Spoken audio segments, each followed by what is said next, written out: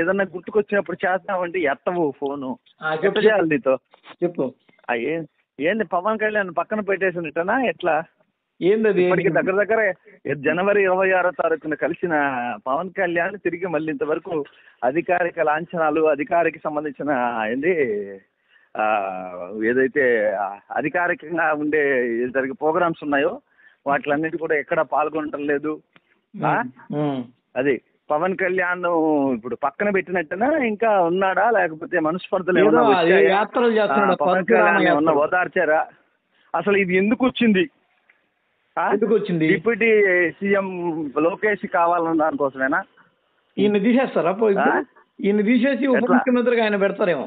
Deputy CM కి లోకేష్ ని అని ప్రచారం చేసుకున్నారు, కావాలని చేసుకున్నారు. ఇదంతా కుట్రపూరితంగా జరుగుతున్నదని తెలుసుకున్నాడా? ఏం మరి దీని వెనకాల లోకేష్ ని త్వరలో సీఎం చేసి చంద్రబాబు నాయుడు పూర్తిగా విశ్రాంతి ఇచ్చేటట్లుగా ఏర్పాట్లు ఏమన్నా జరుగుతున్నాయా? ఏమో అలాంటివి వెనకాల ఏముంది? గ్రౌండ్ ఏమన్నా కనిపిస్తుందా అంట? నీ వాయిస్ కట్టేపోతా ఉంటది అబ్బా గురు. అలాగేమన్నా నీకు కనిపిస్తుందా? బ్రహ్మాండంగా కనిపిస్తుంది. నీకు ఇప్పుడు పవన్ కళ్యాణ్ ఇది ఏంటి, మనం ప్రజల్లో వెళ్ళాలి, ప్రజల సమస్యలను వెంటనే తీర్చాలి, ప్రజలు ఏం బాధపడుతున్నారు ఏంటి అనేది తెలుసుకోవాలి కదా. ఇప్పుడు నీకు ఈ దగ్గర 9 మాసాల వరకు ఈ ఆంధ్రప్రదేశ్ గవర్నమెంట్ ఏర్పడి 9 మాసాలు పూర్తిగా వస్తుంది. కానీ ప్రజల్లో ఎటువంటి అలజడి లేదు. ఏదైతే 5 ఏళ్ల క్రితం జరిగిన 2019 నుంచి వాళ్ళ అన్న ప్రకారం 2024 వరకు ఏదైతే కార్యక్రమాలు జరిగాయో అవి కొంచెం బెటర్ గానే ఉంది. ఇప్పుడు ఈ 9 మాసాలు జరిగే ప్రభుత్వం ఏదైతే ఉందో ఆంధ్రప్రదేశ్ కి సంబంధించిన ప్రభుత్వము అంతకంటే ఘోరంగా ఉన్నది అన్నది ఒక పెద్ద ప్రచారం. ఆంధ్రప్రదేశ్ లో ఉన్న అలజడి, ప్రజల్లో ఉన్న అలజడి ఏమీ లేదు. నేను ఇందాక కొట్టు దగ్గర పోయి అక్కడ నిల్చుకుంటే వాళ్ళు అనుకుంటున్నారు ఇట్లా కానీ ఇది ఇలాగే ఉంటే ప్రజల్లోని తిరుగుబాటు వస్తుంది, ఇంకొక 6 నెలల సంవత్సరం వరకు కూడా చూస్తారు అసలు ఏం జరుగుతుందా అనేది. ఊరికే ప్రచార ఆర్భాటాలు తప్పితే అక్కడ ఇంకేమీ లేదు. అంటే ప్రజలు ఏమి కోరుకోలేదు, మనం ఇలాంటి ప్రభుత్వం కావాలని ఇలాగే ఉండాలని కోరుకుంటున్నారా అని చంద్రబాబు నాయుడు అడుగుకుంటున్నారా? లేకపోతే వాళ్ళ కొడుకుని ఇప్పుడు ప్రచారం మనకు ఫుల్ఫిల్డ్గా అధికారం ఉంది, మనకి అన్ని సీట్స్ ఉన్నాయి, పవన్ కళ్యాణ్తో కూడా మనకు సమస్య లేదు, నా లక్ష్యం ముఖ్యంగా లోకేష్ ని సీఎం చేయడం అని చంద్రబాబు నాయుడు అనుకుంటున్నాడా? ఏంది అసలు దీని వెనకాల ఏం జరుగుతుంది అంటే ఇదంతా ఉభయ తారకము, ఉభయ కుశలోపరి, ఉభయ వ్యవహార శైలి.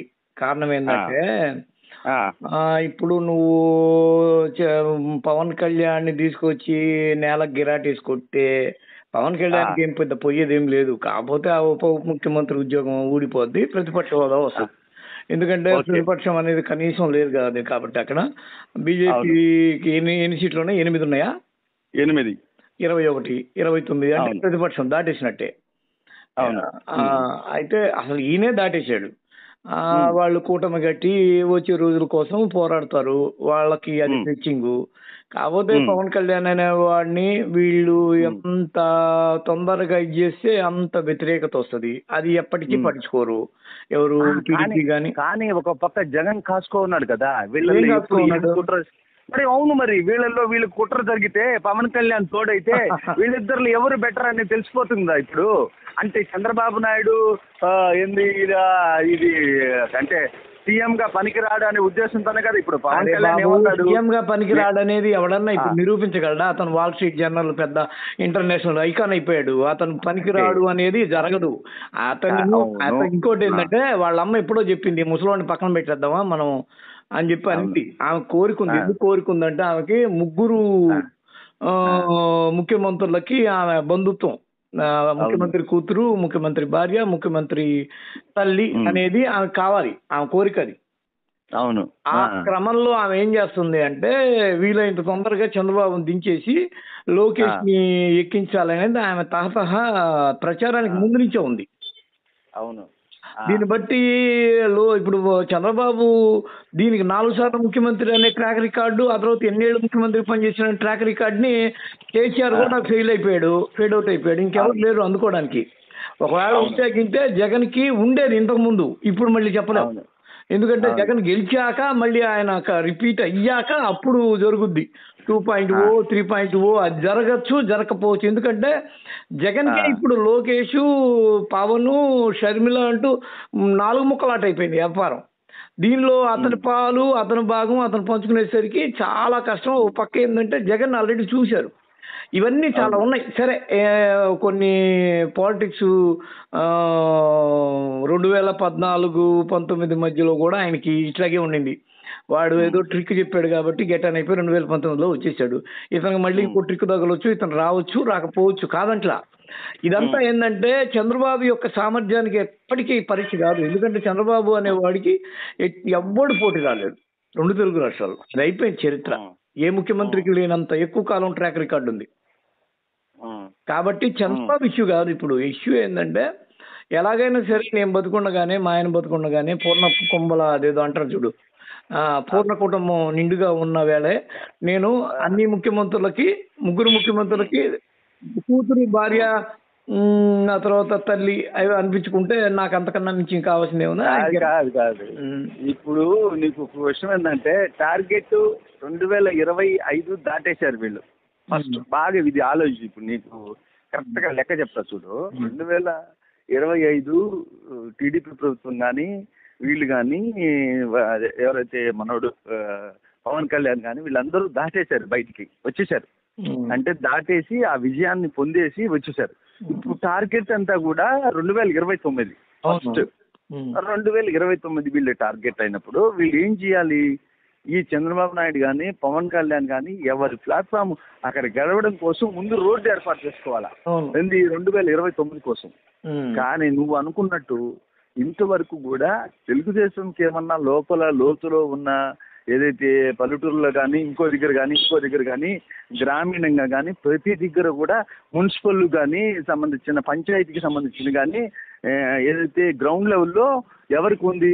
తెలుగుదేశంకి ఉంది. నెక్స్ట్ ఎవరికి ఉంది తెలుసా? ఇంతకుముందు గవర్నమెంట్ లో ఉన్న వైఎస్ఆర్ జగన్కి ఉంది గ్రౌండ్ లెవెల్లో. నీకు అది తెలియదు విషయం. గ్రౌండ్ లెవెల్లో ఇప్పటికీ మొన్న వైస్ చైర్మన్ కొన్ని నెల్లూరు మరి అవును. ఇప్పుడు వాళ్ళందరూ కూడా ఏమనుకుంటున్నారు? మళ్ళీ వైసీపీ రావాలని కోరుకుంటాం, మళ్ళీ మనకు అధికారం వస్తుంది, మనమే మళ్ళీ మనం చేయగలుగుతాం, మనం ఇప్పుడు అది జరగదు అని నేనేం చెప్పట్లా. కానీ ఆప్షనల్ గా ఎవరి పోరాటాలు వాళ్ళు చేస్తారు, ఎవరి నేను చెప్పేది అదే. ఈసారి గవర్నమెంట్ లో ఇప్పుడు ఈ 5 ఏళ్లలో వీళ్ళకెట్టా మున్సిపల్ అధికారి రేపు వచ్చినా కూడా గ్రౌండ్ లెవెల్లో కూడా వీళ్ళెవరు ఏం సాధించలేరు. ఎందుకంటే వాళ్ళు బలంగా ఉన్నారు. వాళ్ళు ఇప్పుడు అధికారం ఏమో ప్రజల దగ్గర ఏమో అందరికి ఇప్పటికే దాదాపు 75% అందరికి లోపల యాంటీ ఉంది. తెలుగుదేశం ₹1 కూడా ఎవరికి ఇవ్వలేదు, పంచలేదు, ఇవ్వట్లేదు అన్నది ఒక భయంకరమైన లోపల ఒకటి ఉంది వాళ్ళందరికి జనాల్లో. ఇప్పుడు ఎవరిని చూడు, మీరందరూ ఏంటంటే ఈ ఒక్క వాదనని తీసుకొస్తున్నారు. అసలు వాదన ఇది కాదు. అసలు చంద్రబాబు అనేవాడు ఇవ్వడు అని ఆడియో కాలే బయటకు వచ్చింది. ఏమని? వైరల్ అయింది. అవన్నీ తీసి పక్కన పెడేస్తాం, మనం అమరావతిని నిర్మించుకుంటాం అని. అయినా కానీ జనాలు ఓటేశారు. దాని అంతటికి కారణం ఏంది? చంద్రబాబుని చూసి అక్కడ ఓన్లీ బీజేపీని చూసి, రెండోది వచ్చి పవన్ కళ్యాణ్ చూసేసారు. మరి అలాంటప్పుడు రేపు పవన్ కళ్యాణ్ అనేవాడు పెద్ద శక్తి, అతీత శక్తి కావడానికి గ్యారంటీ ఏముంది? జగన్మోహన్ రెడ్డి 24 గంటలు కళ్ళగంట అవుతుందా? అవును. కానీ ఇప్పుడు తెలుగుదేశం పార్టీలో బలం ఇచ్చి నీకు సీట్ ఇచ్చి వీళ్ళు ఎక్కువ శాతం పొద్దున వాళ్ళు తీసుకుపోయి నీకు పవన్ కళ్యాణ్ చుట్టూ లేకపోతే ఇంకో చుట్టూ తిరగరయ్యా. అది అంతే రాజకీయము. నీకు ఓడ దాటిన తర్వాత ఓడ మల్లన్న అదేదో బోడ మల్లన్న అంటారు. అలాగా రాజకీయం అంతే. అందుకోసం చేశారు. ఇతను కోరుకొని ఎదురెళ్ళిపోయి దొబ్బించుకున్నాడు. ఇతనికి దక్కాల్సిన దక్కింది. ఇతను ఏం చేయబోతున్నాడు నెక్స్ట్? దీన్ని అడ్డం పెట్టుకొని ప్రధాన ప్రతిపక్ష హోదాకు పెట్టుకొని అతను గుమ్ముకొని పికప్ అవుతాడు. ఇప్పుడు జగన్మోహన్ రెడ్డి రైజ్ అవ్వంగా లేనిది ఇతను ఎందుకు కాకూడదు? అవుతాడు, గ్యారంటీ ఉంది. పోరాడితేనే కదా హీరోయిజం బయటపడేది. సమ్మగా అయితే 5 ఏళ్ళు ఉప ముఖ్యమంత్రికి ఇతను కూర్చుండడం వల్ల ఏ రూపాయి రాదు. నువ్వు అన్నట్టు ఖచ్చితంగా జగన్మోహన్ రెడ్డి వస్తాడు నెక్స్ట్ కి. కానీ ఈ డైనమిక్స్ ఎప్పుడైతే చేంజ్ అవుతాయో, చేంజ్ అయిన వెంటనే అప్పుడు ఇతనే అవుతాడు, దానిలోంచి డిపార్ట్ అవుతాడు, దేనిలోంచి కూడా ప్రభుత్వం నుంచి. అప్పుడేమవుద్ది? దాని మార్కలు ఇతని మీద పడవు. ఇప్పుడు ఇతను ఏం చెప్పొచ్చు, నేను అనుకున్నవి చేయలేకపోయాను, అదేంది నా బాగా నైపుణ్యం ఉన్న యువతకి 10 లక్షలు ఇస్తా అన్నాను ఇవ్వలేకపోయాను, ఆ తర్వాత ఇంకా డొక్కా సీతమ్మ అన్నదాన సత్రాలు పెడతా అన్న పెట్టలేకపోయాను, ఇంకా చాలా నా మైండ్లో ఉన్నాయి అవి చేయలేకపోయాను అని కొత్త మేనిఫెస్టో తయారు చేసుకొని ముందుకు వస్తాడు ఆకర్షణీయంగా. అప్పుడేమవుద్ది, ఇతను యాక్టివ్ పార్టిసిపెంట్ అవుతాడు. అప్పుడేమవుద్ది, జగన్మోహన్ రెడ్డికి లోకేష్ షర్మిల అనేవి సైడ్ అటు ఇటు ఉన్నా కానీ మెయిన్గా ఇతను మీదకి వస్తాడు. ఇప్పుడేమవుద్ది, అతనికి బీజేపీ బలం ఉంటుంది, ఇతనికి ఎవరు ఉండరు. లోకేష్ ఒక పక్క జీరుస్తాడు, షర్మిల ఒక పక్క జీరుస్తుంది. ఇవన్నీ గందరగోళాల్లో పవన్ కళ్యాణ్ కూడా రేపు పికప్ అయ్యే అవకాశం ఉంటుంది. ఎందుకంటే ఎందుకు నేను పదే పదే పవన్ కళ్యాణ్ పికప్ అవుతాడు అని ఎందుకంటానంటే, పవన్ కళ్యాణ్ అనేవాడిని ఇంతవరకు చూడలేదు. అక్కడ 29% ఉన్న కాపు ఓటు బ్యాంక్ అనేది గట్టిగా నిర్ణయం తీసుకున్నంత వరకే ఇప్పటి వరకు వచ్చాడు. అతను గట్టిగా నిర్ణయం తీసుకుంది. ఎందుకు తీసుకుంది? లేదు మా వాడిని ముందుకు నెట్టాలని నెట్టుకున్నారు. రేపటి రోజున సీఎంఏ చేసేద్దాం. ఇప్పుడు ఆ కిరణ్ రాయల్ అనేవాడు ఈరోజు పాపం దరిద్రుడై మూల కూర్చున్నాడు, కానీ వాడికి వాళ్ళంటే వాడు చాలా మంది ఉన్నారు.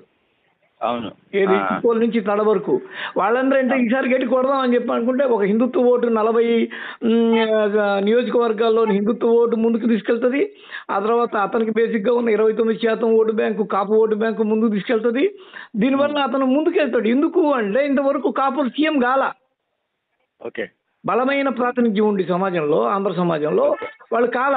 జగన్మోహన్ రెడ్డి అయిపోయాడు, వాళ్ళ నాయన అయ్యాడు, ఆ తర్వాత లోకేష్ అయ్యాడు, లోకేష్ వాళ్ళ నాయన అయ్యాడు, షర్మిల అంటే ఇప్పుడిప్పుడే వచ్చింది, వాళ్ళది కూడా సీఎం కుటుంబం కాబట్టి.